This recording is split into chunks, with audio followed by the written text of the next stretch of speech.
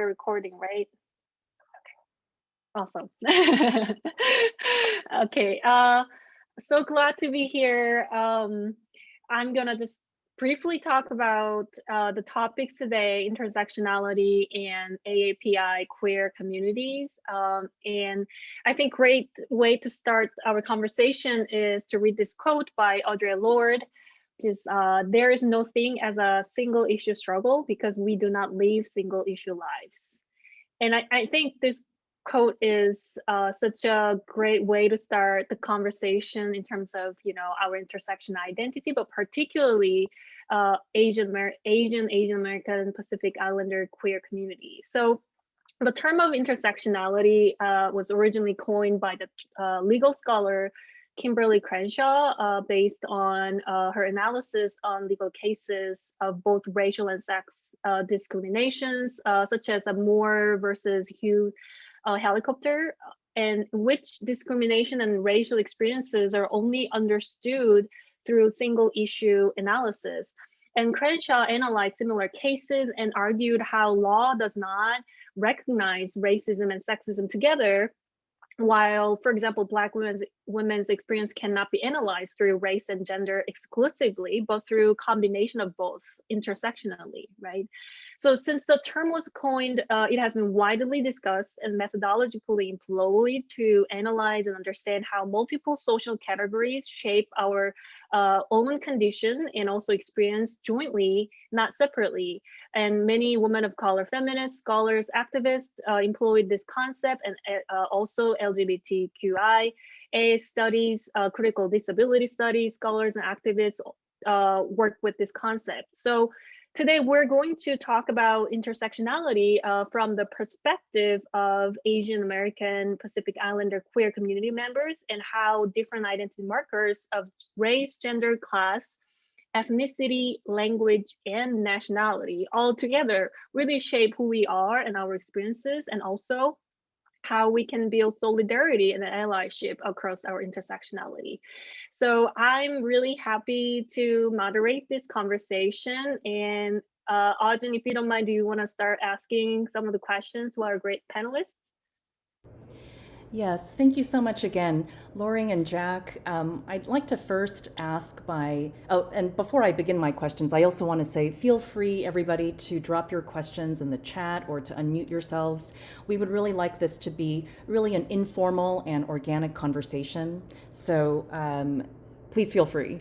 But Loring and or Jack, can you first start by telling us a bit about your background and speaking about what it was like growing up and realizing that it wasn't just sort of your ethnic or religious background, but also your national background, or all of these different intersectional identities, and what that was like upon your first realization?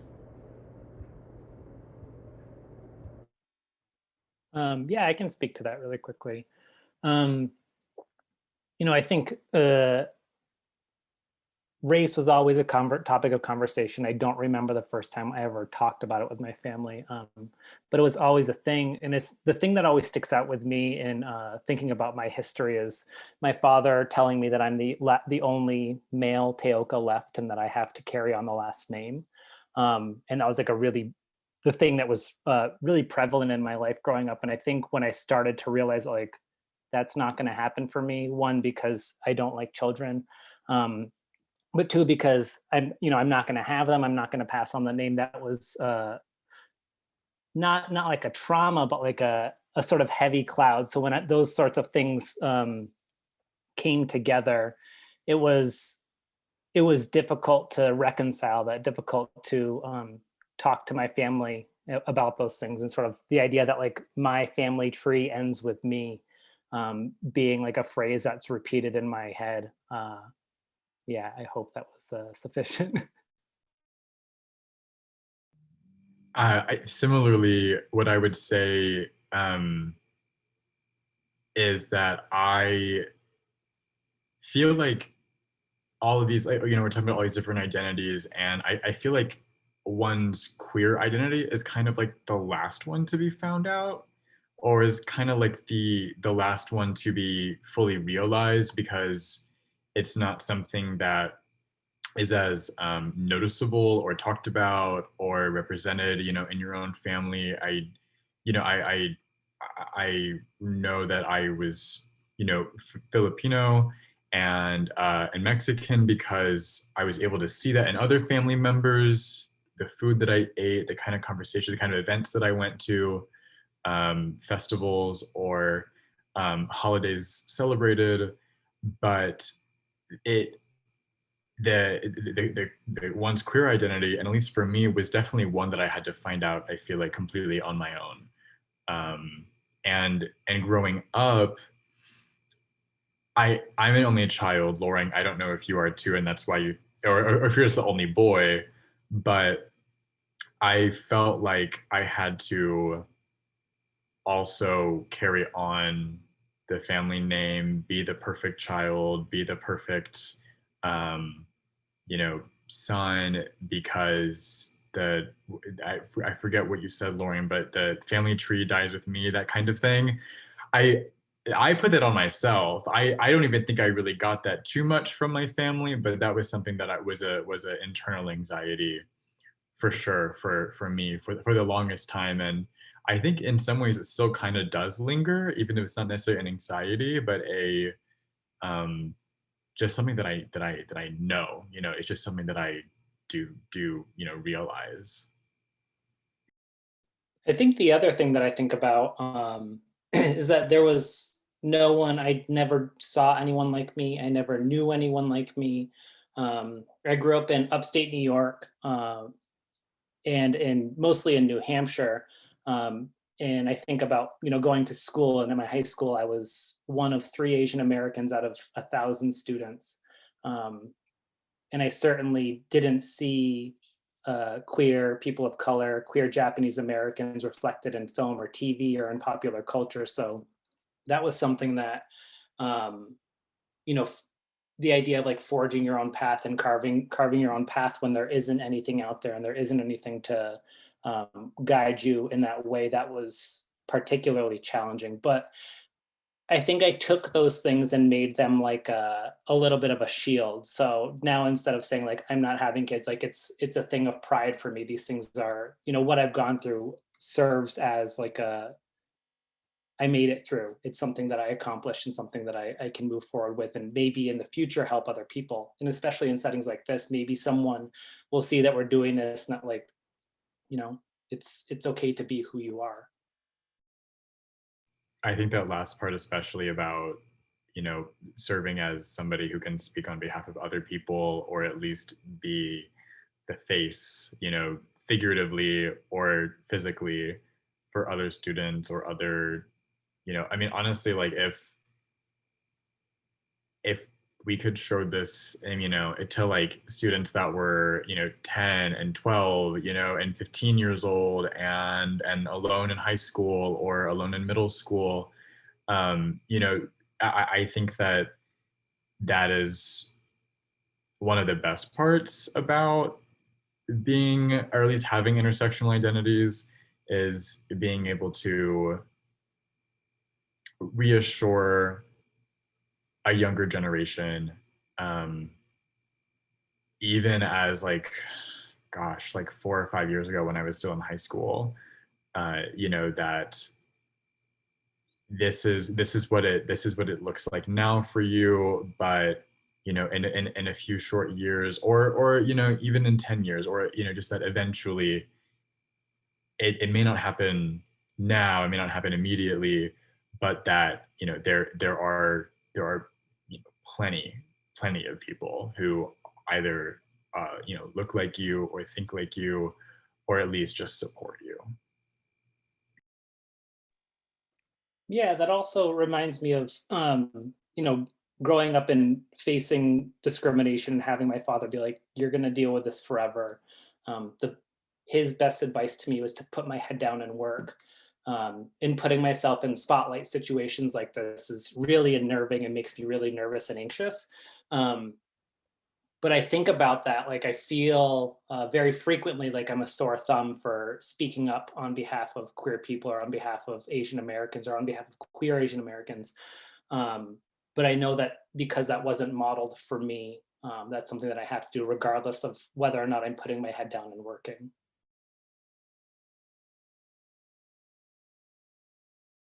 I really liked what you were saying, Jack and Loring, about these spaces and how, Jack, sometimes these spaces come sort of at the end. We have lots of spaces that I think are societally or culturally inherited, and somehow culturally or societally, these queer spaces sometimes are not made available or are hidden. And so I guess my sort of curiosity is when it became, when you realized it, I suppose, how did you find sort of the integration of these different spaces? I guess, we're talking now about the intersectionality of it. How did you deal with the conflict of these spaces, and did you feel like you had to integrate it harmoniously?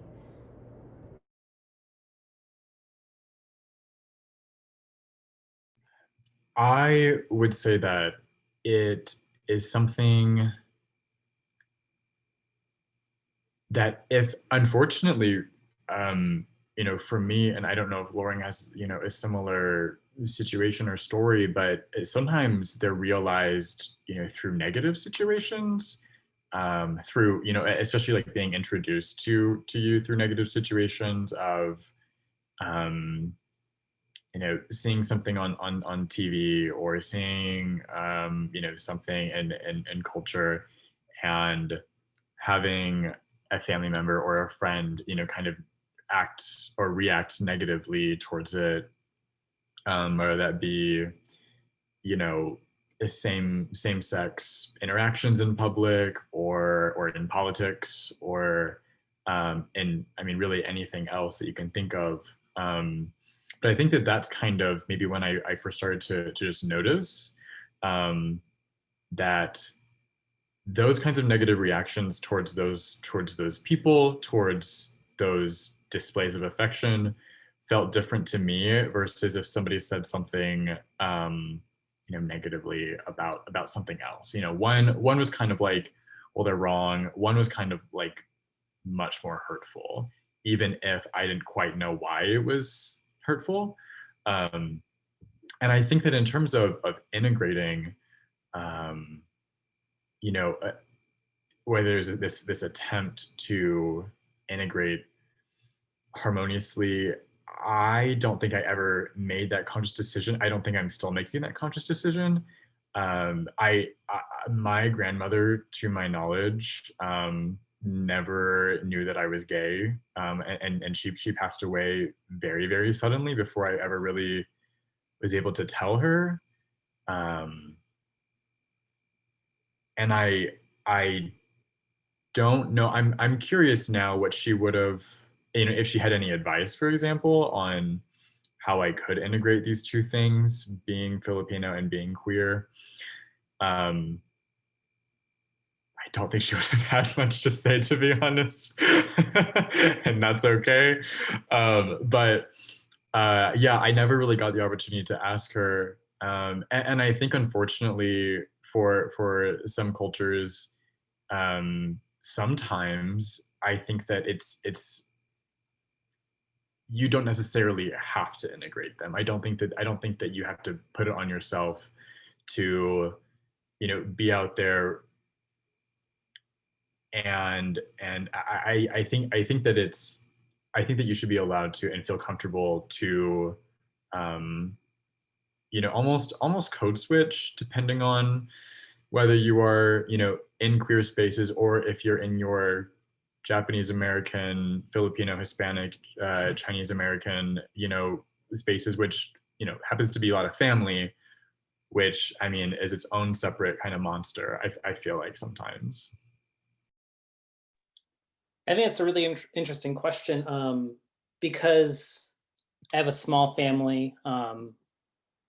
Like, an Asian American community wasn't ever a thing for me, has not really ever been a big part of my life.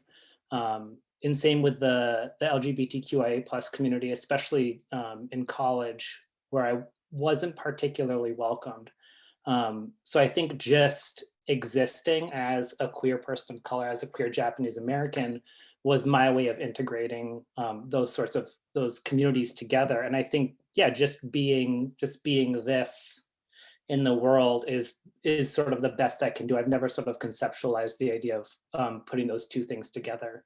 I think just the existence of myself is good. It is good enough. It is good enough for me. And let's talk specifically about your times here in Northwest Arkansas and also at the U of A. Jack, do you want to maybe take us through what it was like to come here, as a university student, and what your impressions were of Northwest Arkansas and how it's changed or evolved in the last 4 years? And also Loring, the same question. Yeah, for sure. I think that I have been very fortunate to have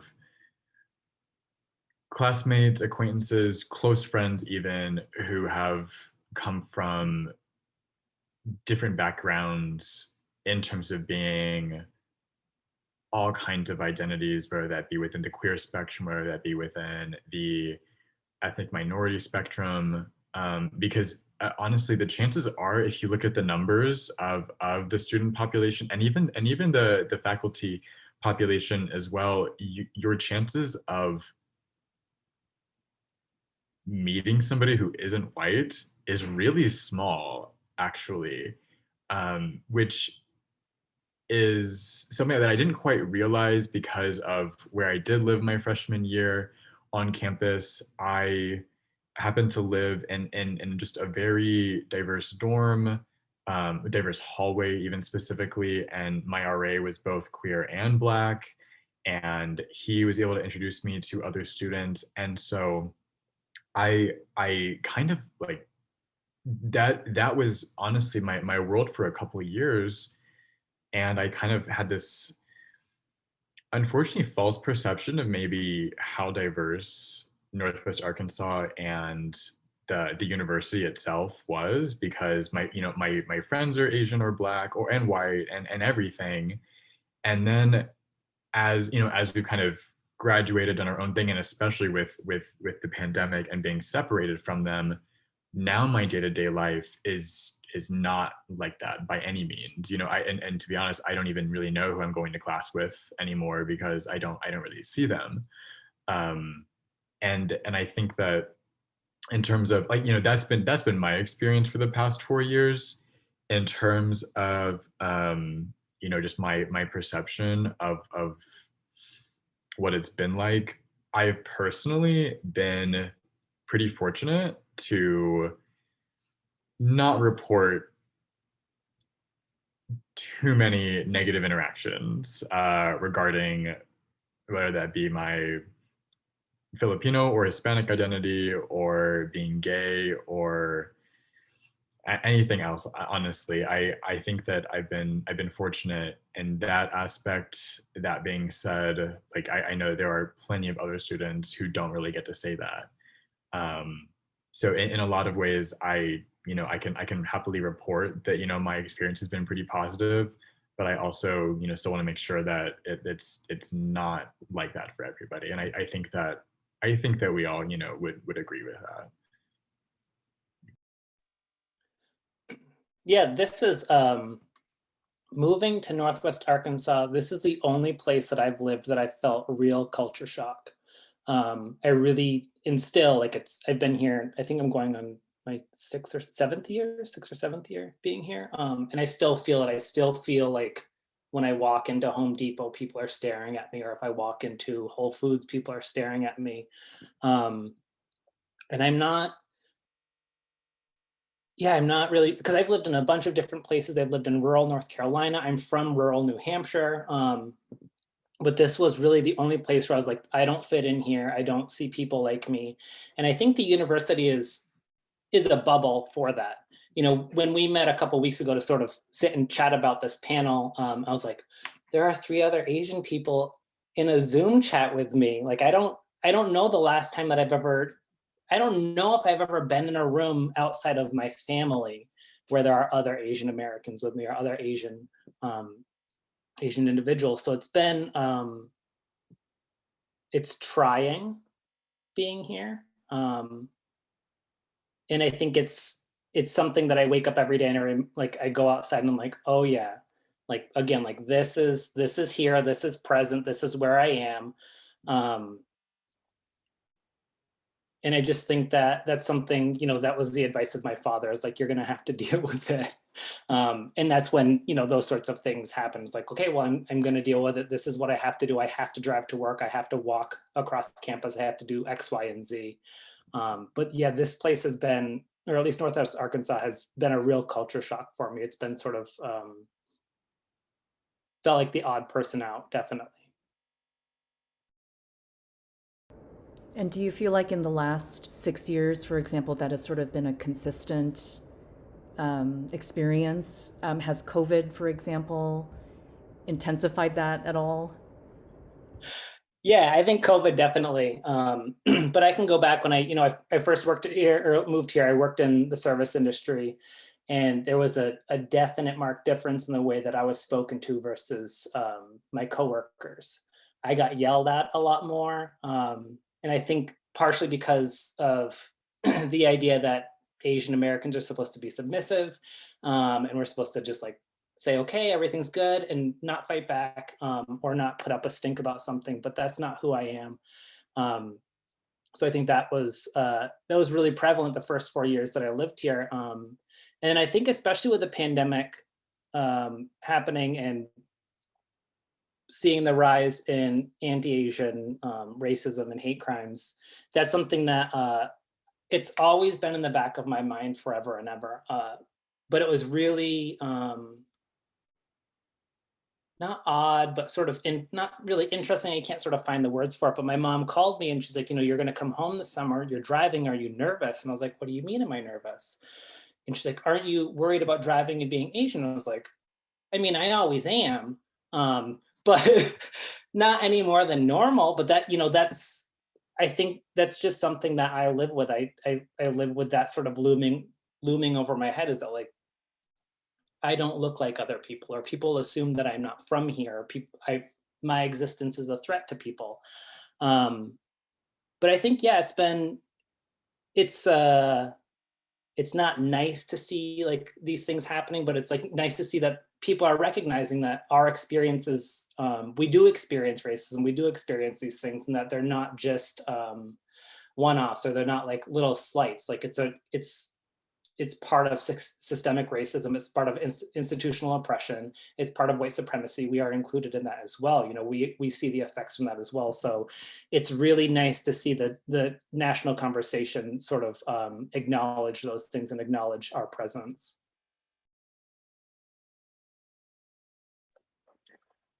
Yeah, I definitely kind of resonate with a lot of things what you said, Lauren. Number one, culture shock. I actually grew up in South Korea, and people asked me like, oh, did you have any culture shock when you moved to United States, which was Tucson, Arizona? I was like, not really, but I had it when I moved to Arkansas, So there's a culture shock, and in terms of like really invisibility and also hypervisibility as an Asian woman, that you can feel that gaze or that emptiness, and also, after the shooting in Atlanta, a lot of people kind of like ask me about some of the questions about anti-Asian hate crimes, and also hypersexualization of Asian women.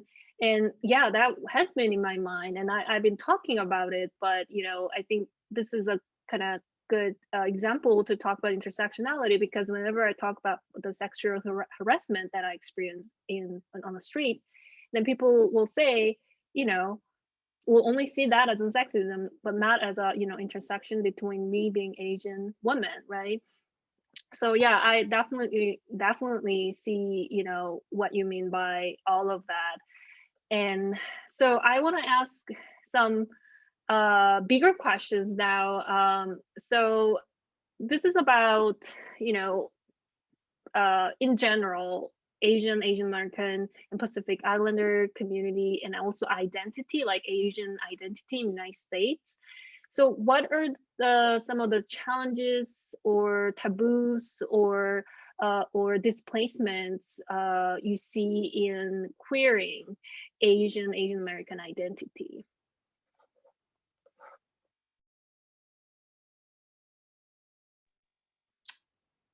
I think the first thing is imposter syndrome. And I remember talking about it with y'all, and Jack was like, talk about that, talk about it on the panel. It's like this idea that like my experiences, maybe they're not legitimate, maybe they're not real.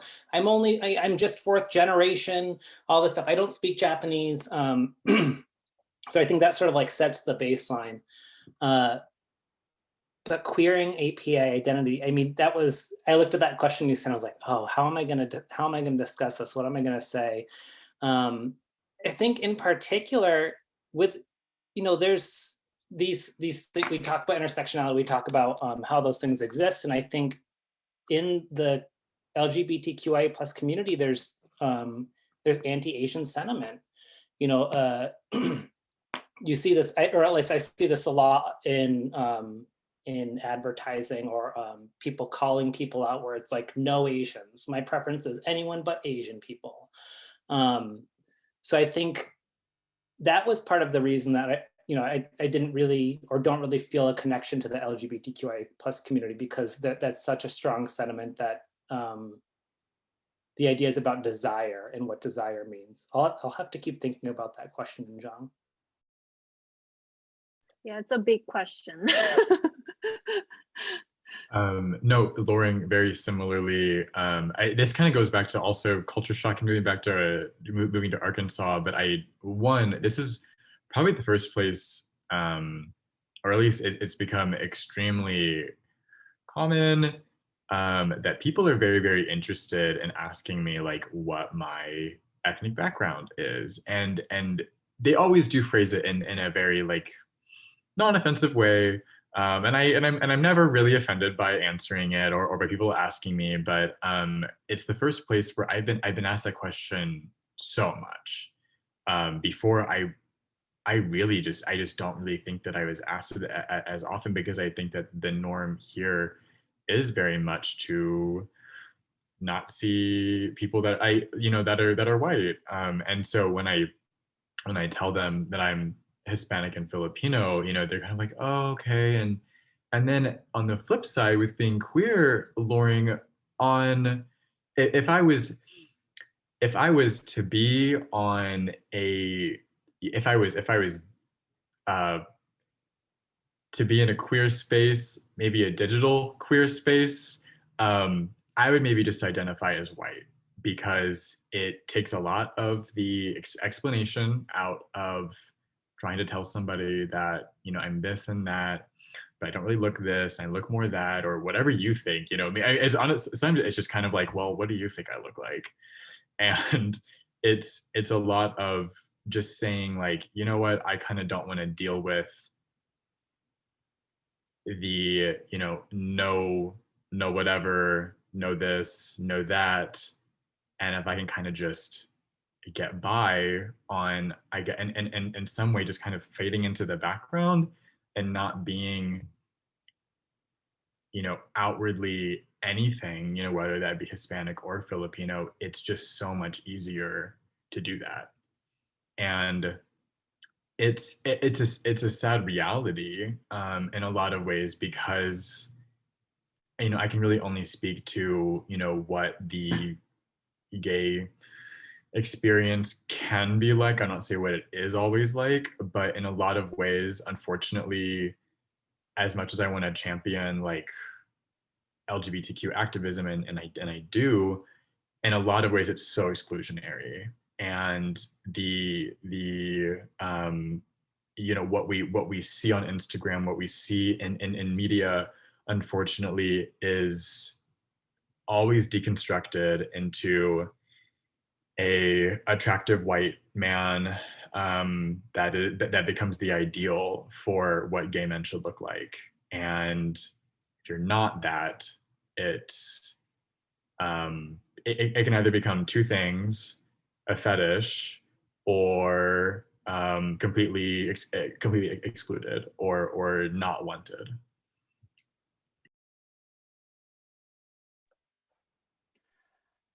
Yeah, thinking, oh, go ahead. for it, Andrea. Sorry. No, I was going to just comment. So please, Lauren. So I was thinking about the idea of, revisiting queering API identity. And I think, I lost my train of thought. I think that like just being present, and I understand the idea of like wanting to pass and wanting to avoiding conflict, but I think back to that moment where my father was like, you have to learn how to deal with racism. And I've sort of just I remember being younger and taking that and be like, this isn't okay. And sort of just being in somebody's face about who I am and what I represent. And I think that goes against the whole, like all these narratives about how I'm supposed to function as a queer person, how I'm supposed to function as a person of color, especially a Japanese American. I'm not going to just brush things aside. I'm not going to just let things exist or let things that people tell me be okay, or I'm not going to ignore them. And I think in acting out and having a voice, that's actively going against the expectations that have been thrown upon me. So if someone says something racist to me, I'm going to call them out. If someone says something homophobic to me, I'm going to call them out. So I think in that respect, sort of resisting those definitions queers the experience. And hopefully, the point isn't to be a wrench in the spoke or what, some car bike analogy, but it's to get people to question, why they think the way that they do and why they have those opinions about what we're supposed to be or how we're supposed to function. And also to like, again, lay a path for other people to be like, you can be all of these things. You can be loud and out and in your face and still be queer and still be Asian. Yeah, I was going to say that, when Audin and I started the conversation and invited Lauren and Jack, and I don't know I shared this, but my first kind of like conversation with Audin, I brought it up that, I have some sort of a kind of parameters in terms of like organizing AAPI communities in anywhere is, and one of the parameter is this, does this organizing include South and Southeast Asian voices? Because most oftentimes, East Asian perspectives are centered in AAPI communities. And also the other thing was that, are we going to discuss like really, or not just discuss, but highlight queerness in our community, right? And also transnational perspective of it, because, a lot of our community members, AAPI particularly, have transnational experiences. And I'm just thinking in my case, queer Koreans and masculinity and femininity in my country are in some way similar to a lot of those gender identities and performances and character, for the lack of better term, like qualities in North American countries, but also most of times, it's not the same, right? So really,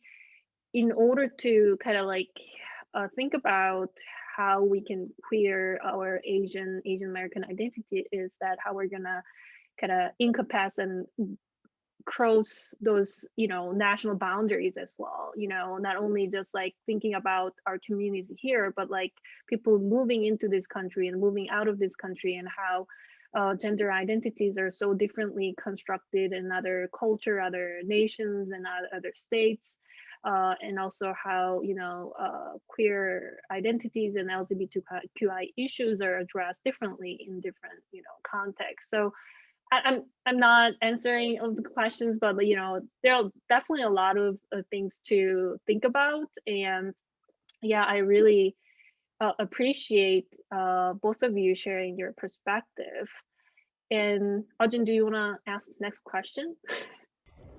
Yes, and I was going to say, I don't know also if this relates to directly what we were talking about regarding queering AAPI identities, but it reminds me of something that I read just of a survey about what constitutes an American identity. And I thought it was very interesting that this particular survey felt that in most people's minds, LGBTQIA, AAPIs were somehow seen as more American. And so again, we're dealing with a lot of these intersections. And Lauren, you're chuckling about that. So I wonder if you have thoughts. Yeah, I think especially Asian Americans falling under or being classified under the model minority. I think that racial narrative is used both as a way to for people to pat themselves on the back, but also as a way to other us. It's convenient for people to include us when they can, and it's convenient for them to exclude us when they can. So I think the idea of being seen as more American is ridiculous. I have people ask me, where are you from? And I know what that question means. I've had people in the LGBTQI community ask me, where are you from? And I say, I'm from Vermont. And then they say, no, but originally. And like, no, I'm originally from Vermont. So I think that idea, I scoff at that idea that the perception is that we're more I was born in Vermont. I'm just as American as anyone else born here. My family has been here forever. So I think that idea, I find it like frustrating and a silly opinion that can be used to include us when it's convenient to include us, when it's nice to have, that advertisement like, see, well, here's Loring, we have an Asian person on staff, we have an Asian person on the faculty, or here's, you know what I mean? Like it's held up when it's convenient.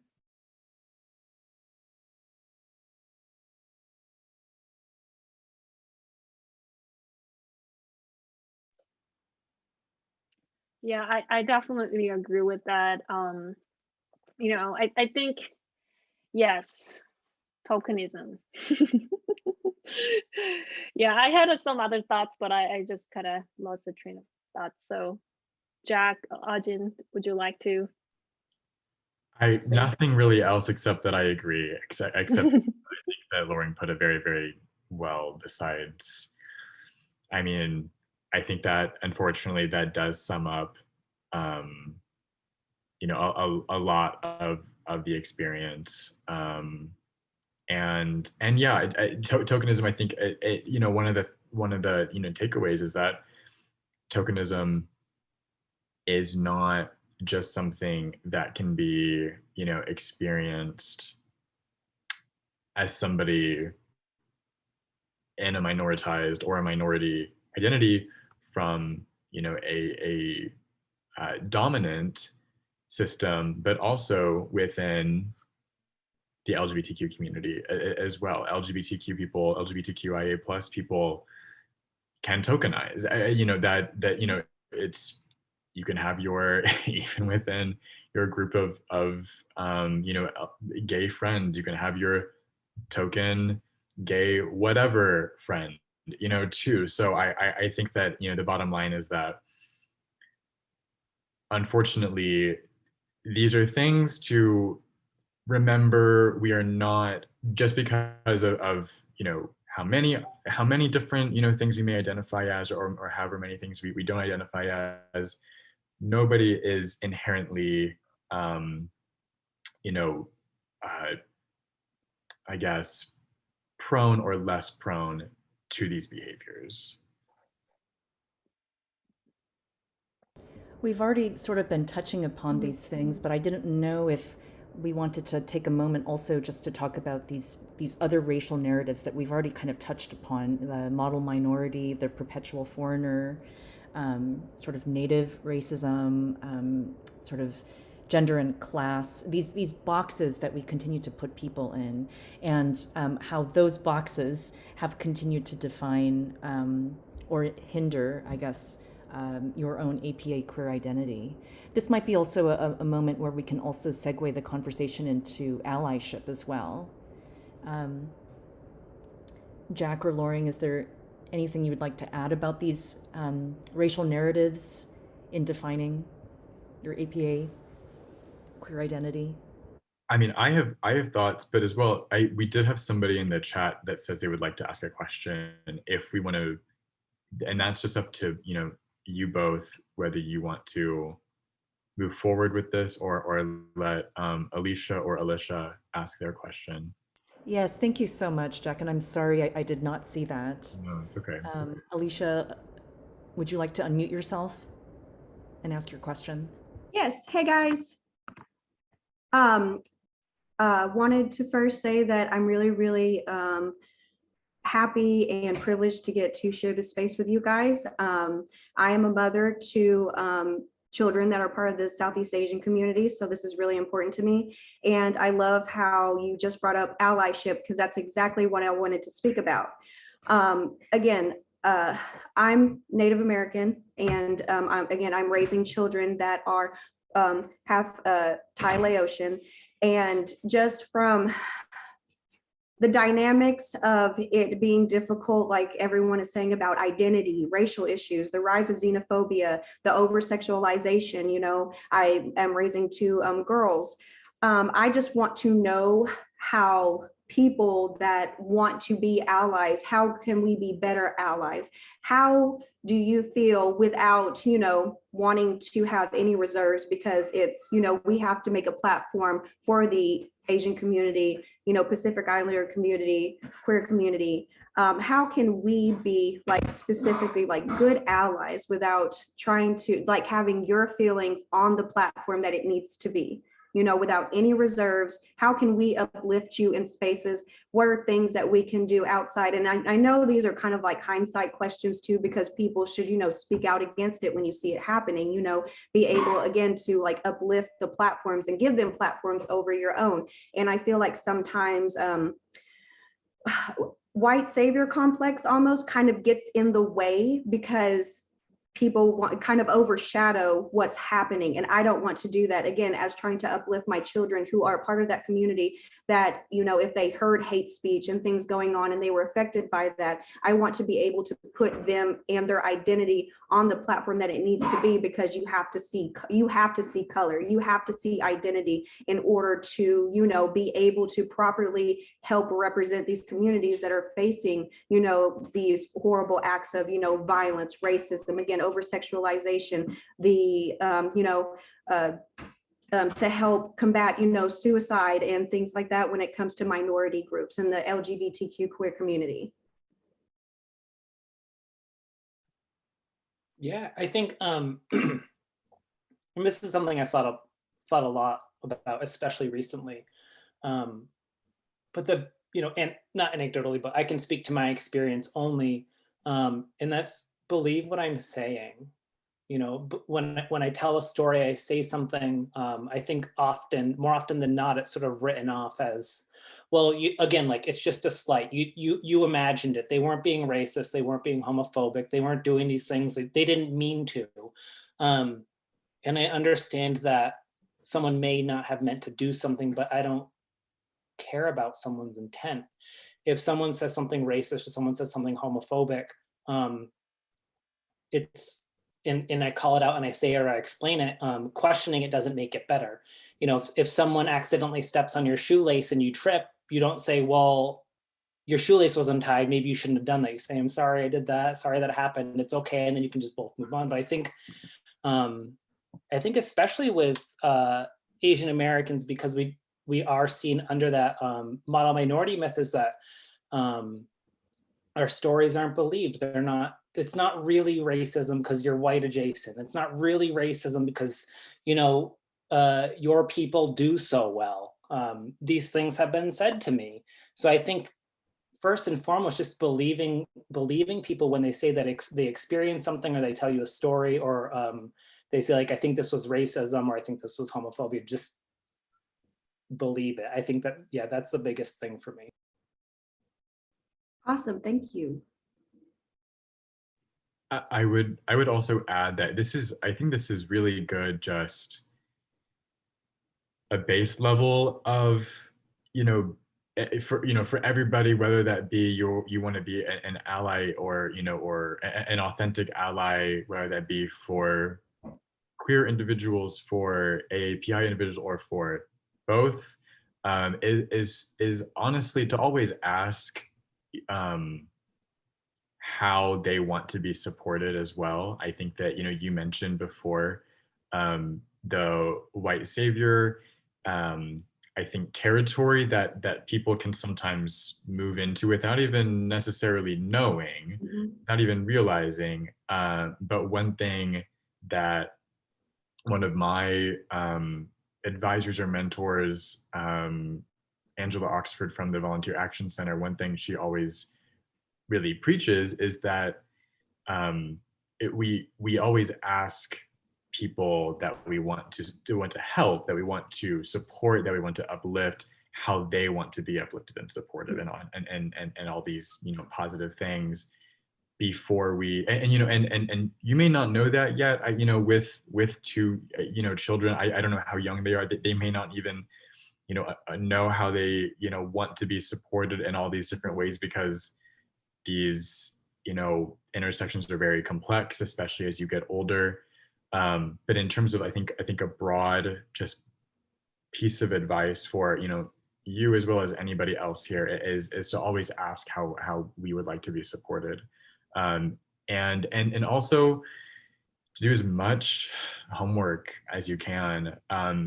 Sometimes even doing that before you ask somebody how they want to be supported, because it can be very, I know this was a common narrative and piece of advice that was really exaggerated, or at least really touched upon when George Floyd was murdered, and all of social media, all of the internet was trying to support Black lives and all these other things. It was always, well, what can we do? What can we do? What can we do? How do we, all these different things. And, or like, what should I know? What should I stop doing? All these, and always with a good intent, but that becomes that can become very exhausting as somebody who's kind of already trying to maintain a certain, I think, homeostasis of I don't know, well-being and conservation of our own emotional and physical and mental kind of health. But I think two things: just educating yourself and asking as well.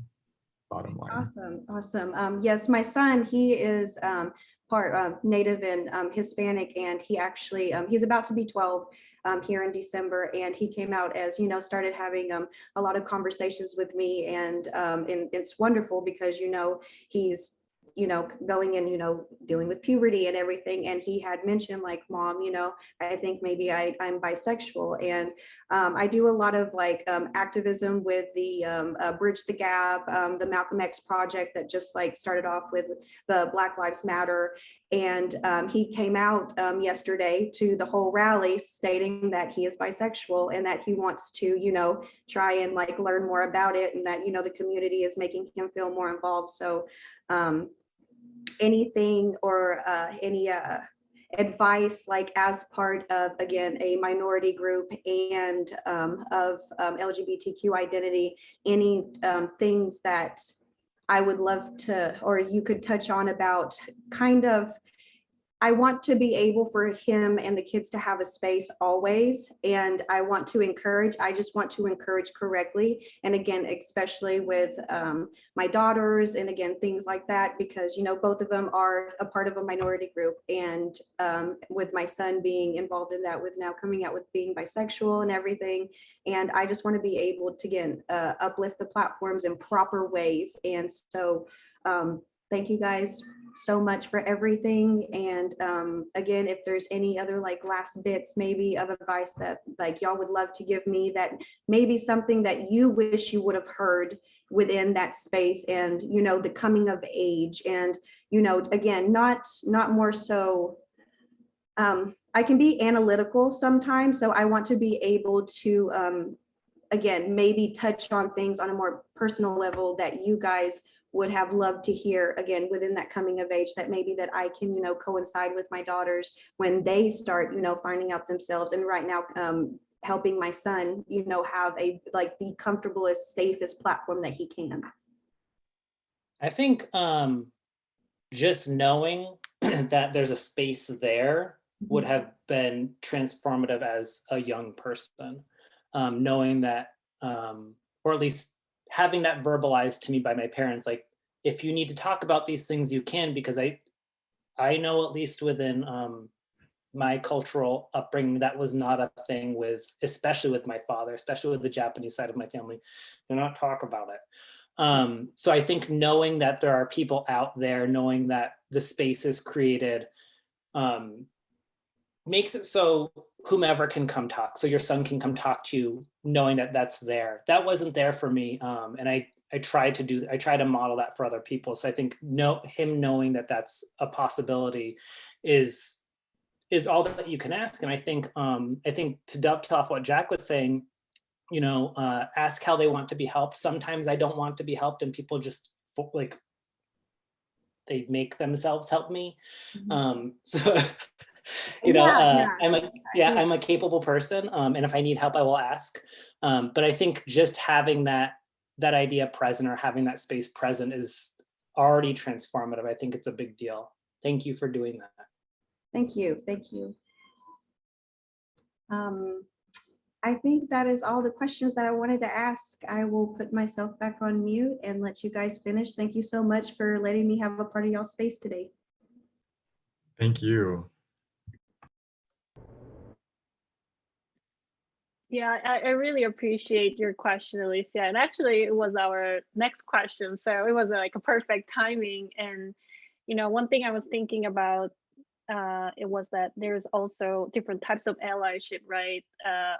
And I think, you know, people never should be pressured to do certain things that they don't feel comfortable. But I often see how allyship is always just like standing with the community, right? Instead of really trying to challenge the oppressive system. So, I mean, as an educator, I always try to think about not just create or you know, facilitate some sort of allyship to my students. Like, for example, you know, white students can, you know, stand with BIPOC communities. Yes, that's important, but also how can I talk to students about, you know, privilege that are created by, you know, racial hierarchy, and how can we talk about racial inequity that are entrenched in our societies, and how can we possibly change that? I think that's, you know, something I've been thinking a lot in terms of allyship, but also, you know, I just really appreciate your work, Alicia. I mean, that's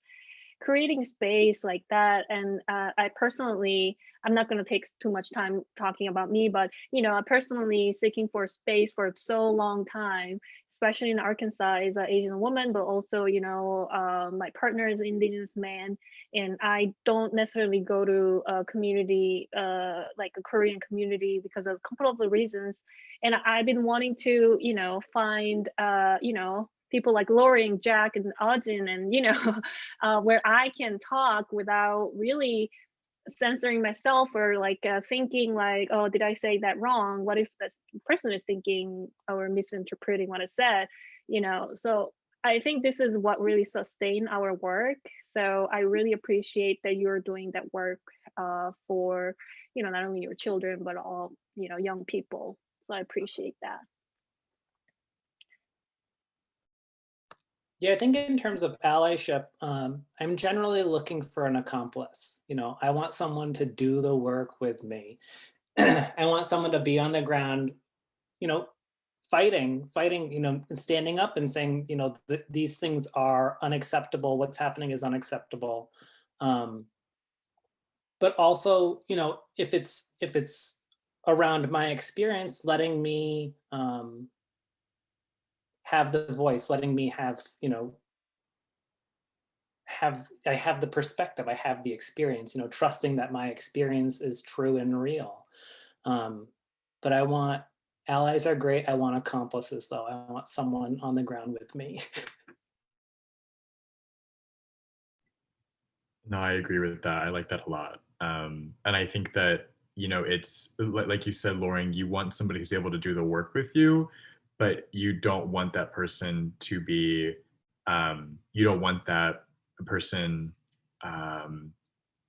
to be louder than your voice, because at the end of the day, allies, the almost the purpose of an ally is that you kind of say, no, I don't know exactly what what you're going through, or these lived experiences, but I but I support you, I love you, I believe in all these things that you know promote your longevity, your productivity, your well-being. And I think, and sometimes I think maybe what it is sometimes is that people want to be allies, but maybe they don't actually know what an ally is before they say like that they want to that they want to be an ally, which I think maybe I just realized even just now, that maybe that's the issue sometimes, or at least that seems to be almost like they may be their biggest roadblock sometimes in becoming the best version of an ally that they can be. I want to take one step back and ask a related question to allyship, which is, especially in the past year or pre-COVID, I'm curious how, Loring and Jack, you have found community and how you continue to find community, especially in vein of what we were speaking about before regarding culture shock. I think growing up pre-internet and then seeing the internet evolve, and creating community that way is really important. But I said before, I haven't really felt like I belong to a community or that I've felt very invested, but this, again, like this is the first place, the university. I have my group of people that I stick with, and I love them, and a lot of them are here. One of them's on camera. Hi, I'm John. But I think, finding the people that you trust, and then, yeah, that's a really tough question, because I see both sides to, in-person community and then also a digital community. Maybe we can revisit my answer in a second. Maybe Jack has a better answer. I mean, I don't know if I have a better answer. I think that in terms of finding community, or I think sometimes what it really is finding creative ways to find community. Considering that this is, again, this space that that we're all in, whether that be both now virtual COVID world, or that's also just being in Northwest Arkansas, or whether that be just that we are at a PWI institution, or a PWI university, is that we are probably not just going to naturally, organically, make friends and sit down and have, classmates that are, all these, either that be their, this diverse group of students who come from all these different backgrounds, or that they are, fellow queer, fellow AAPI, or like both.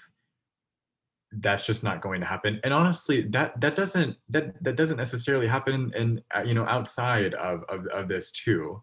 But I think that groups like the Employment Impact Group, or the Employee Impact Group, or I mean, this sounds so like, I'm an RA, so I'm always like, oh my God, let me tell you about all these campus resources and all these organizations that you can join.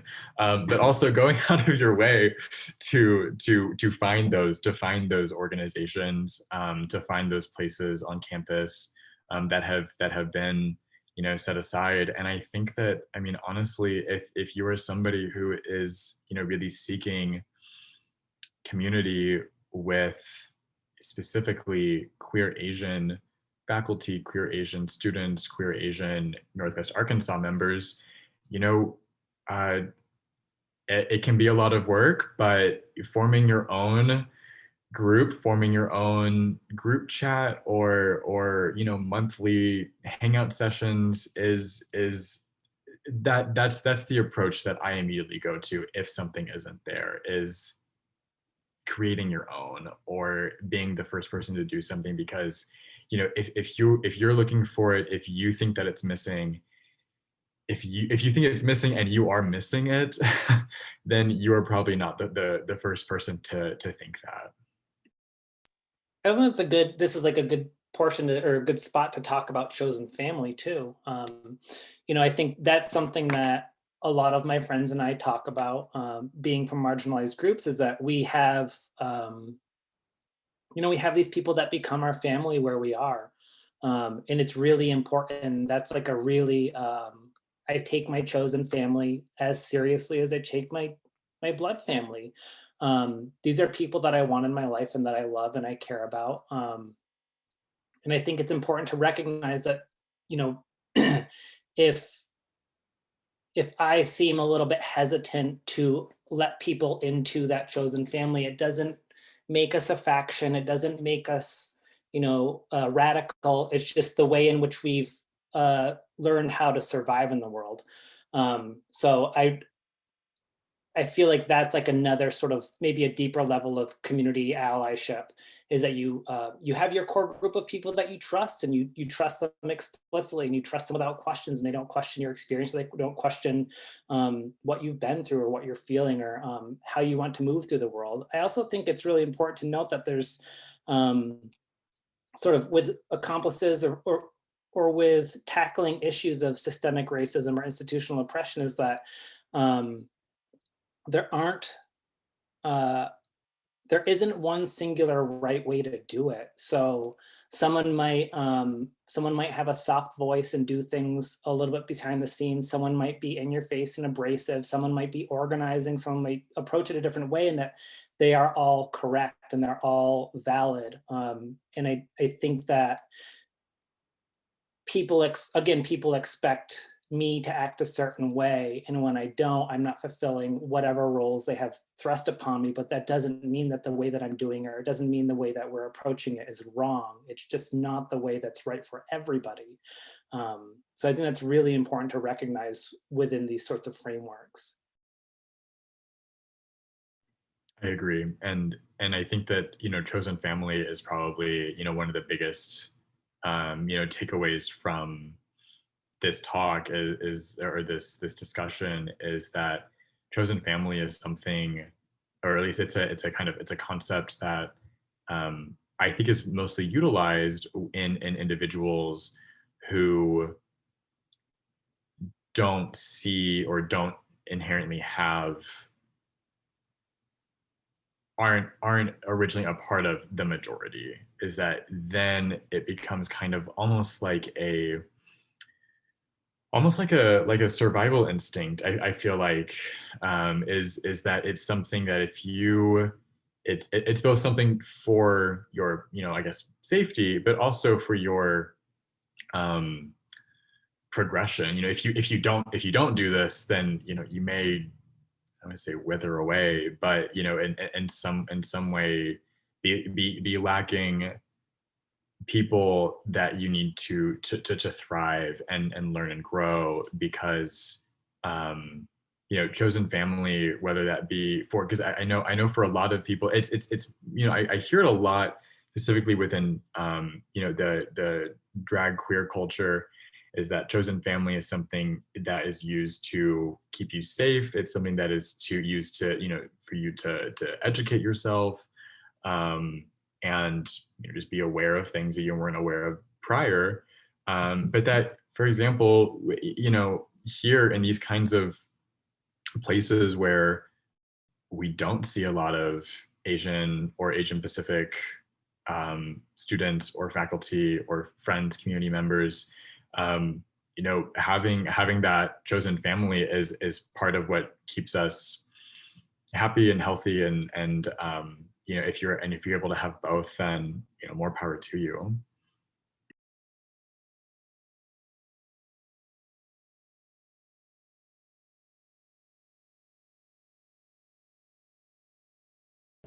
Injung, do you want to take this one?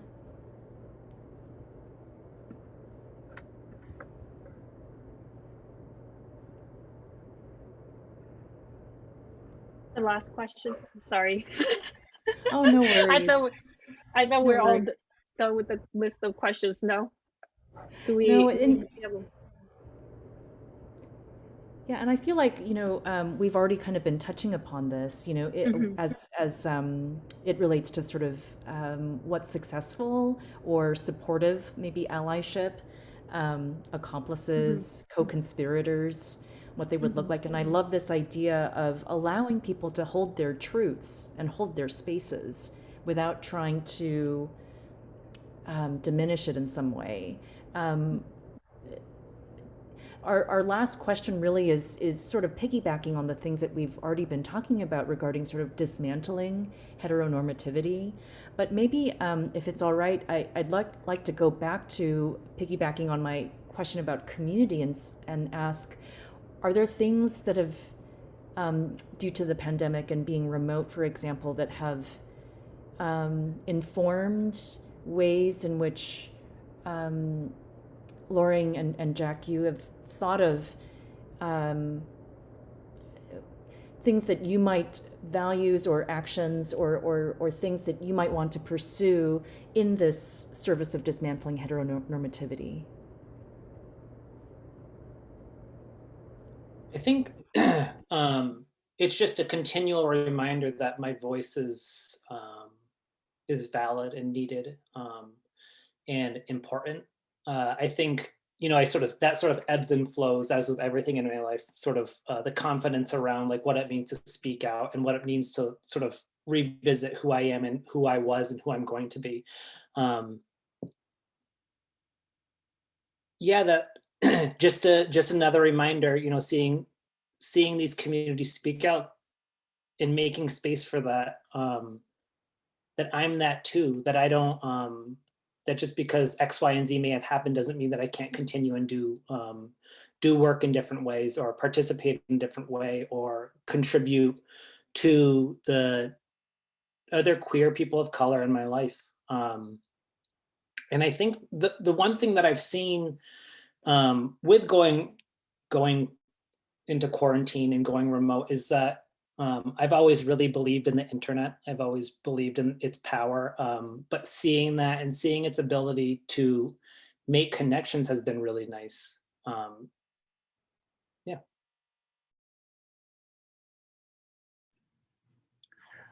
I agree. I think that oh gosh, sorry, I accidentally turned off my computer. I think that Loring said it best. I just really want to echo what he said, honestly. I don't know if I have much else to add. I don't really want to just repeat it. Yeah. It's been interesting because I think that, the pandemic has been described as sort of a global reset. And I find that concept to be so interesting because personally speaking, I found myself, by simple nature of being physically removed from a lot of the people that I work with and might see every day, it forced a lot of introspection and alone time. And that's something that I'm accustomed to, but it's a different level, of course, for duration purposes, and I think the intensity of it. And so I did find myself, without even planning that this would go this way, re-examining a lot of values and relationships in my life, and certainly informed by current events as well. And so I have found it to be kind of a reset point that, is neither good nor bad, but it was certainly not premeditated.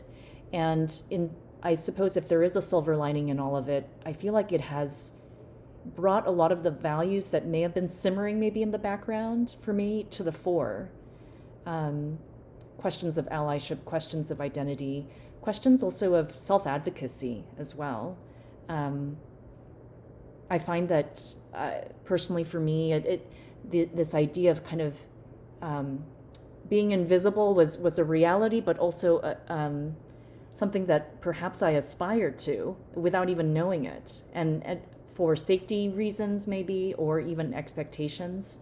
So I find it to be, well, I guess just kind of echoing what everyone has already been saying, which is that this time has been a global reset, and in many ways unanticipated, but perhaps a time where we have found a lot of digital community as well.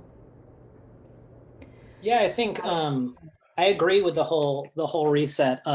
It's really allowed me to sort of revisit my ideals and sort of how I came to be who I am.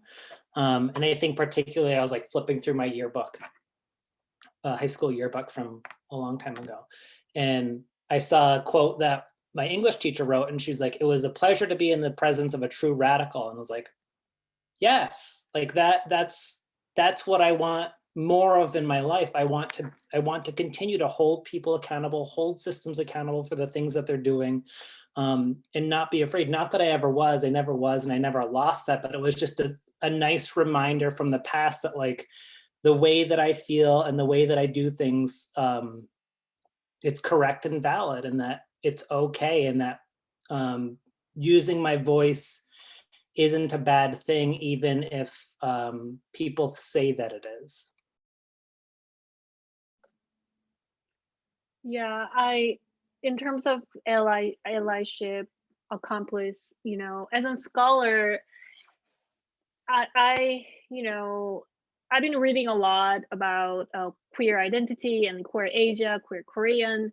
And, one thing that I've been thinking a lot and talking a lot to my partner as well was that, really queer is not like just the one identity marker. It can be, a way of seeing the world, a way of being in the world, way of, making relationship, and way of just, sensing everything, and how we can really, it goes back to the question that we had about queering Asian identity or Asian American identity, right? I think we're not trying to include LGBTQI community in the discussion, but rather really decenter heteronormativity, right? But like through organizing, through redefining what family looks like, what family is, right? And then what care web can look like. And I'm thinking a lot about care web as well, because with pandemic and everything, I just realized that this is central to our survival. We can't survive without the care web, and most of the time, if you have a big family, yes, you can survive just by relying on your family members, but like all my families are in South Korea, I can't rely on them, right? So really building that relationship, and I mean the concept of queer diaspora and disability justice movement, I mean that became the central of my survival here. So I just for me, it is not like doing work for someone, but it really doing it because I know how my experience and my identity has been shaped and also pressed by that gender norms. I could be a totally different person if I, had this kind of unlearning opportunity early on in, with other community members. So yeah, that's my 2 cents. And I guess now we can open up for questions from audience. Any questions or comments?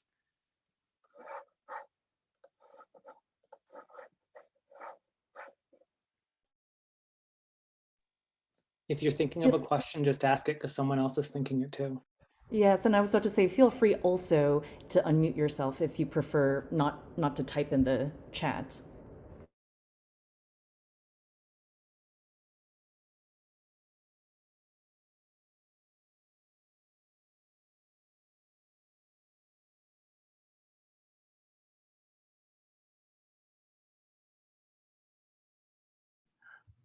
Okay, I want to first, if people are still thinking about questions, I welcome them to still think, but I do want to really exaggerate or magnify something that Injung said, is that a lot of this too, a lot of the efforts I think of discussing or at least highlighting queer or intersectional, identities, or even just whether that be Black, Hispanic, Asian, anything is really more to shift the focus or shift the power from heteronormativity, shift it from white supremacy, shifting it away from a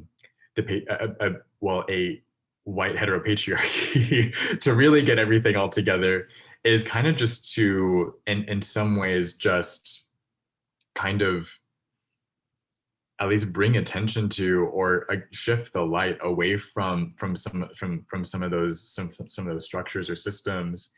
And even if it isn't necessarily to I think the most broad agenda, if it could be called an agenda, is really just to make me, make Loring, make Injung, make Urjin, and anybody else, that doesn't subscribe to or doesn't, fit under the majority, at least make us not an outcast or something that is, seen as unconventional or even, like Loring mentioned, or even radical. I think that ideally, hopefully, being Filipino and queer, or Japanese and queer, or South Korean, or Chinese and queer, or whatever, isn't radical. It's if anything, it's just becomes a little bit more normal.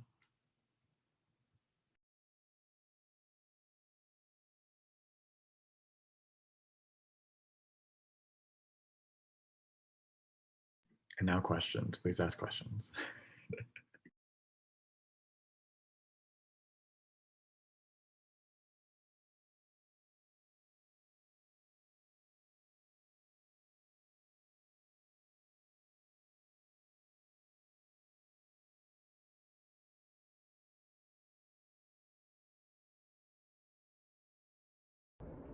I loved your point also, Injung, earlier about not only the decentering element, but also I think when we talk about allyship, sometimes the conversation can shift into kind of this complete service towards others, which sometimes I think in its more unhealthy states can go back to what we spoke earlier about this white savior, or this kind of savior complex that can happen. And I think once we realize that, so much of advocacy, self-advocacy and advocacy towards others actually can have a shared space, because it's about creating a world where I would be more accepted or someone else would be more accepted. It's not so much about, oh, I am doing this for others, but it's we are doing this together. And I love that decentering as well, of not identifying different identities, but also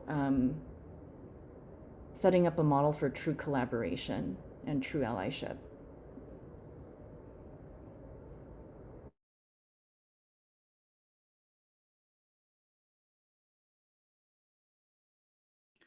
Yeah, if there are also no questions, we can't force it. So we've been so comprehensive.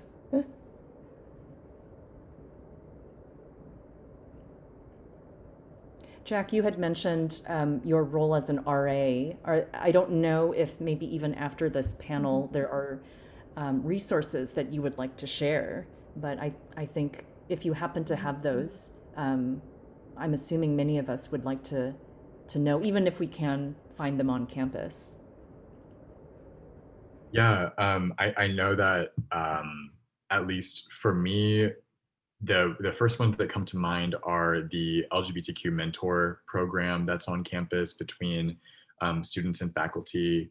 I can think of Pride, People Respecting Individuals' Differences and Equality, which happens to be a great acronym.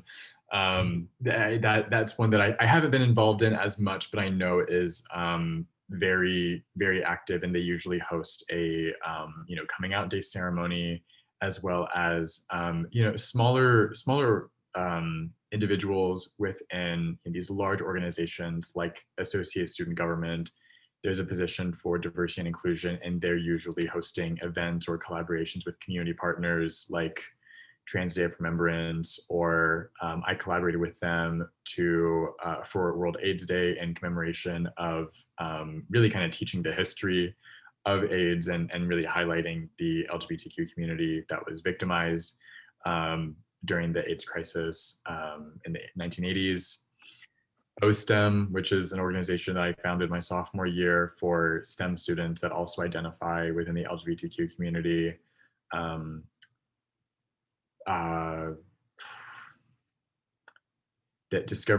Diversity and Inclusion Student Council is also a fairly new organization I can think of that is always championing a wide range of diversity and inclusion topics.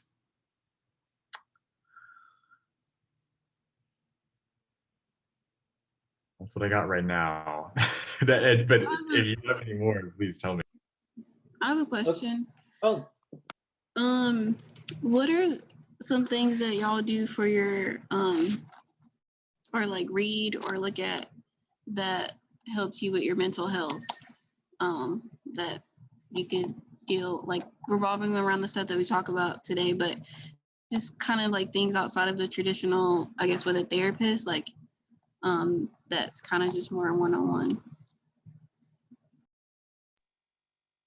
you know, I thank you, Leah. Leah's great. If you don't know Leah Grant, she's great. You know, I that was part of the reason that I went into the arts, was a way to communicate the experiences that I was having when I didn't have the language to do that. So I think making art is a big one for me. Reading, playing video games, I love video games, playing with my dogs, hanging out with my friends, doing things like this is really important to me. And just doing the things that I like to do without questioning them, you know, having moments of like pure joy. Eating good food is like a good reset for me. And I'm a big advocate of rest. I encourage everyone to rest as frequently as possible to help continue the fight.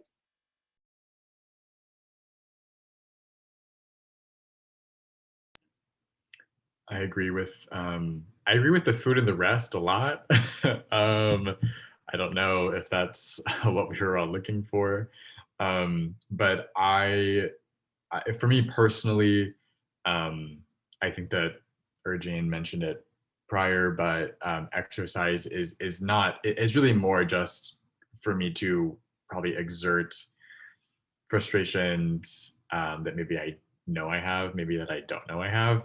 And basically just kind of at the end of the day, like get rid of everything that I have, so that way I'm able to kind of just go home and then collapse or eat and then rest. So there we go.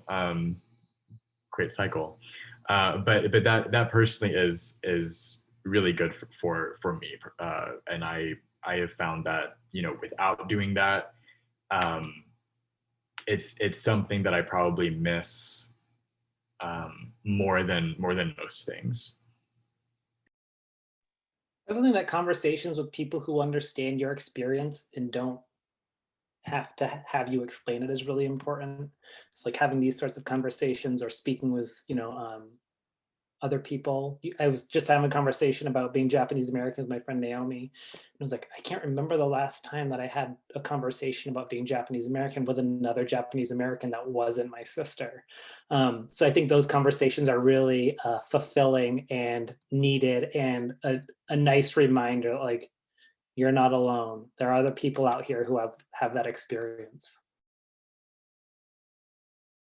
Yeah, people that you don't have to explain yourself to. I think that's probably the biggest thing. People that are gonna like understand your references, people that are gonna understand, you know, maybe even like a obscure thing that, you know, that you're talking about. I think that's really comforting and really refreshing too. I was kind of being like, oh my God, I can actually, this is somebody, this is a place where I can like truly relax, you know?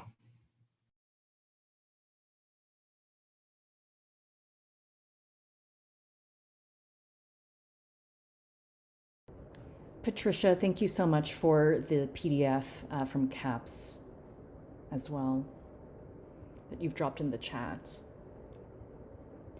Well, I want to thank everybody for being here, holding this space. Thank you, Loring and Jack, for sharing your experiences and your thoughts. Thank you, Injung, for being my co-pilot. And thank you, everybody, again, on being here during such a busy time of the semester, such a crazy time in the world. It really means a lot. We have recorded this panel, so it will be available through the ODI YouTube channel in a few days. Thank you, everybody, and have a great afternoon and have a great week. Thanks, y'all. Thank you.